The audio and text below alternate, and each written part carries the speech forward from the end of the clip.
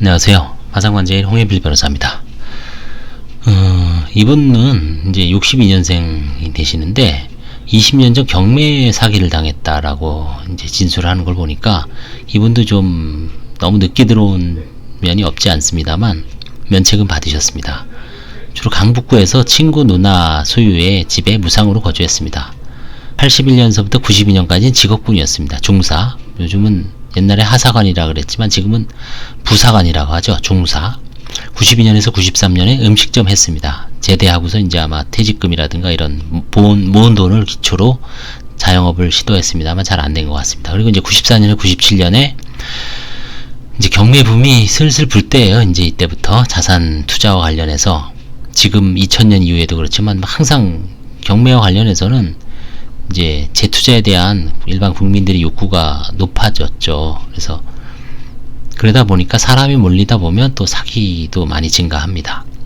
98년부터 현재까지는 일용직으로 지내고 있습니다. 보시면 10년간 직업군인을 거쳐 92년 전업 후 족발집을 운영했네요. 자영업. 1년 만에 폐업했고요. 이후 지인의 제안으로 부동산 경매 낙찰로 차익 매도 방법으로 돈을 벌 수 있다는 제안. 이게 가장 기본이죠. 경매 낙찰 후, 경매 낙찰이라는 건 좀 싸게 살 수가 있죠. 시세보다 20-30%. 그 다음에 이제 낙찰만 받으면 어떻습니까? 이제 나중에 결국 값이 오르죠. 오르면은 이제 뭐 양도소득세라든가 이런 거 빼고 차익이 남죠. 그럼 금융비용이라든가 이자 이런 걸 감안하더라도 상승률이 높았잖아요. 부동산이. 돈을 버는 거죠. 또 부동산이 여러 개면은 임대사업자로 등록해서 세제 혜택을 받을 수 있고요. 그게 전형적인 이제 방법이죠. 이런 방법으로 이제 사업에 뛰어들었으나 이제 결국 이 동업자가 배신을 했네요. 채무자 몰래 형락부동산을 처분하고 대금 탕진하고 이제 그러면 결국 이제 뭐 채무자가 뒤집어 쓰는 거죠. 이후 현재까지 뭐 화물용달 운전, 배추장사, 일용직을 전전하면서 생계를 유지하였고 현재는 이제 당뇨 등 지병 악화로 도저히 채무를 감당할 수 없어서 파산에 이르렀습니다. 이제 이게 기여가 돼서 2019년 1월에 협의혼도 했습니다. 자녀들은 이제 다 컸죠. 30살, 29살 아들, 딸이 있습니다. 채무도 거의 3억 가까이 됐죠. 이분도 뭐 한 8천 정도 빼니 안 돼요. 48에 32. 한 4배 정도 불어나죠. 보통 한 20년 정도면은 4배 정도? 4-5배 불어나는 것 같더라고요.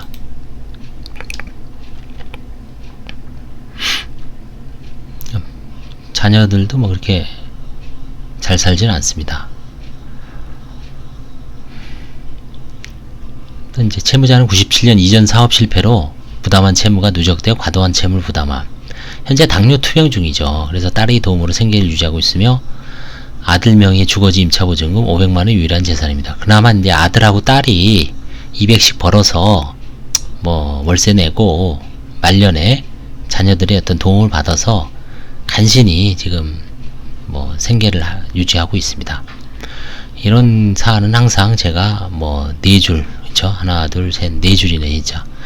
여기서 뭐 보고서를 자세하게 쓰는 것도 큰 의미가 없어요. 뭐 이분이 뭐 경매 사업 어떻게 실패했는지를 여기다가 기술할 수 있죠. 마음만 먹으면 뭐 5장도 쓸 수 있죠. 그 당시에 뭐 어느 지역에 뭐를 해갖고 그게 의미가 있을까요? 없죠. 그쵸? 과거를 들춰내봐야 그게 최근에 한 1-2년 전 일이면 혹시 그 과정에서 재산 은닉이라든가 빼돌리는 게 있을까 의미가 있을 텐데 97년 이전 23년 전입니다. 그쵸? 의미가 없죠. 그 다음에 뭐 아들의 직업이라든가 이런 걸 자세하게 기술할 필요가 있을까요? 특별한 의미가 없죠. 딸도 마찬가지입니다. 그냥 이 정도 다 도움받아 사는구나. 뭐 왜냐면 객관적인 재산이 500만원 빼니 없잖아요. 그래서 이걸 뭐 자세하게 쓸 것도 없고 쓸 이유도 없고 이게 이제 체크리스트 아닙니까? 그쵸? 아, 이 사람의 재산은 관제인이 조사한 사람이 누가 됐든 그 현행 이 당시에는 이제 29종이죠. 지금 14종. 뭐 14종, 29종 중요한 게 아닙니다. 이 사람의 이거 칸을 채우기 위해서는 그 기본적인 그 자산 변동 내역을 알 수 있는 서류를 쭉 요구해갖고 여기다 칸 채우기 하는 거죠. 그랬을 때 특별한 재산이 없으면 뭐 부채가 금액에 상관없이 파산 면책의 혜택이 주어지는 거죠. 파산 면책을 받는다고 하더라도 인생이 크게 바뀌지는 않은 것 같습니다. 오히려 파산 면책을 받고 뭐 한 7, 8년 후에 7년간 다시 들어온 면책불허가 사유지만 7년 지나면 자격이 되잖아요. 또다시 뭐 어떤 채무가 발생해서 그 채무가 사채일 수도 있고, 뭐 금융권 채무는 아무래도 좀 적죠. 두 번째 파산하는 분들은 신용 공여가 잘 안 되니까 두 번째 파산하는 분들은 채무가 있더라도 아주 소액이고요. 아니면 이제 주로 개인 채무가 많고요. 특성이 그렇습니다. 이걸 살펴보면 두 번 들어오신 분들도 꽤 있어요. 어느 순간에 그냥 놔버리죠. 과거의 어떤 파산 면책으로 그 힘든 기억을 지웠던 기억이죠. 일종의 마약처럼 그 고통을 그냥 뭐 파산 면책으로 해결해 주니까 의존하게 되죠. 그렇죠? 뭐 그거를 탓할 수는 없죠. 개인의 어떤 선택의 문제고 법에 정해진 그 기회를 이용하는 거 아닙니까? 그렇죠? 7년 지나면 파산 면책 불허가 사유가 아니잖아요. 7년 이내에 다시 들어오면 면책 불허가 사유지만 그것도 재량 면책도 가능합니다. 사실은 한번 파산하고 한 3, 4년 만에 채무가 갑자기 생겨서 들어왔는데 뭐 그 사이에 장애가 생겨서 도저히 일을 못할 수준에 이르렀다. 그러면 굳이 7년 기다릴 필요도 없습니다. 2, 3년 만에 들어오더라도 왜 면책 불허가 사유지.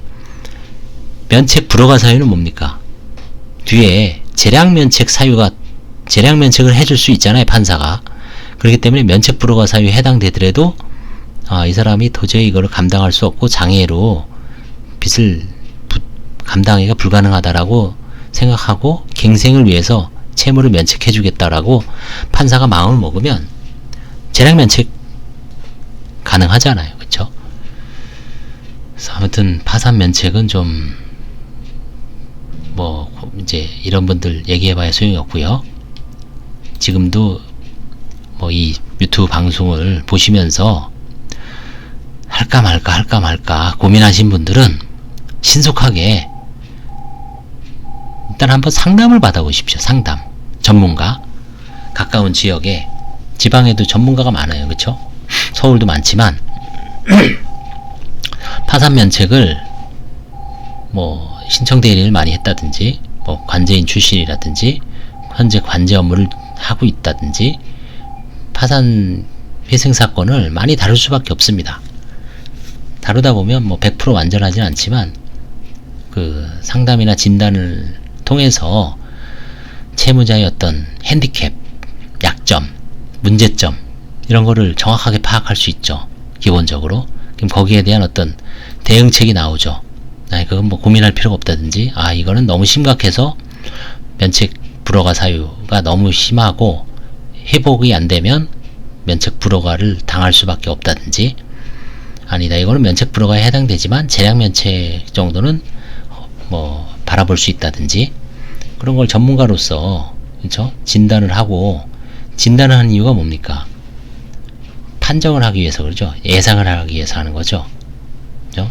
상담이나 진단을 해보고 뭔가 희망 섞인 관측을 할 수도 있고 비관적인 전망을 할 수도 있지만 전망을 받아보는 그렇죠? 진단을 받아보는 게 가장 상책입니다. 뭐 여러 군데 받으시잖아요. 그렇죠? 다 뭐 제가 이렇게 상담하러 오시는 분들 보면 다 답은 알고 있어요. 그렇죠? 근데 이제 뭔가 계기가 부족해. 그렇죠?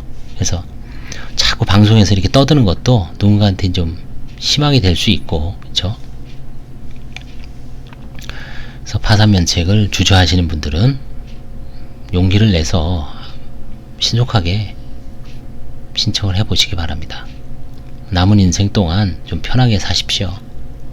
빚에 짓눌려서 뭔가 괴롭잖아요. 그쵸? 뭔가 날아오고 누군가 나를 아직까지 이름 석자를 장부에다가 컴퓨터 두드리면서 관리하고 있다는 거는 뭔가 좀 기분이 또 나쁘잖아요. 그쵸? 그래서 그걸 공식적으로 소멸시킬 수 있는 거는 지금 우리나라에서는 생전에는 파산 면책변이 없습니다. 죽고 나서는 이제 자녀들이 상속 포기라든가 한정 승인 절차가 있지만 살아 생전에는 파산 면책, 개인 파산 면책도 있고 법인 파산 면책도 있고, 법인은 이제 면책은 없지만 사실상 이제 법인은 청산인이기 때문에 법인 파산도 의미가 있죠. 그래서